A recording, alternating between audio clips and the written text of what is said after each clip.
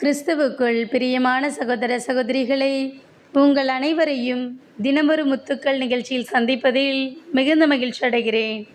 சிலுவை சுமப்போம். கலாத்தியர் 6ஆம் அதிகாரம் 14ஆம் வசனம். நானோ நம் ஆண்டவர் இயேசு கிறிஸ்துவின் சிலுவையை அன்றி வேறு எதை பற்றியும் ஒருபோதும் பெருமை பாராட்ட மாட்டேன். அதன் வழியாகவே என்னை பொறுத்தவரையில் உலகம் சிலுவையில் அறையப்பட்டிருக்கிறது. உலகை பொறுத்தவரையில் நானும் சிலுவையில் அறையப்பட்டிருக்கிறேன். பிரியமானவர்களே, நம் வாழ்வில் ஏற்படும் வியாதிகளும் வருத்தங்களும் துன்பங்களும் நமக்கு மிகப்பெரிய சிலுவையாக தெரியும்.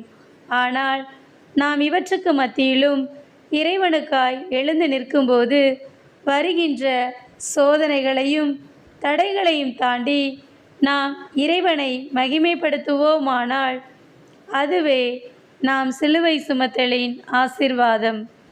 இறைவனுக்காய் சிலுவை சுமக்க நாம் ஆயத்தமாக வேண்டுமே ஆகில் முதலில் அவருக்காய் சிலுவையில் அறையப்பட ஆயத்தப்பட வேண்டும்.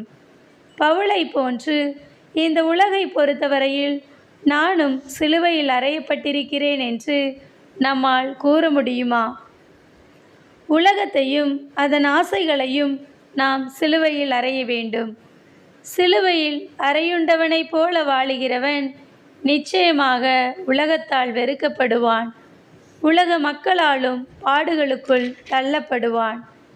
இறைவனுக்காய் ஒரு அடி வைக்கும்போது நமக்கு பல அடிகள் விழும். இறைவனுக்காய் துணிந்து செல்லும்போது நாம் இடறி விழ பல தடைக்கற்கள் குறுக்கே நிற்கும். இவற்றையெல்லாம் தாண்டி நாம் முன்னேறி செல்லும்போது இறைவனுக்காய் சிலுவை சுமப்போம்.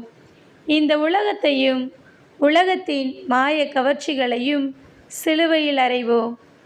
நம் கால் சறுக்கும்போது நம்மை தாங்கிக் கொள்ள தேவ கிருபை இருக்கும் என்ற பலத்தோடு முன்னேறி செல்வோம்.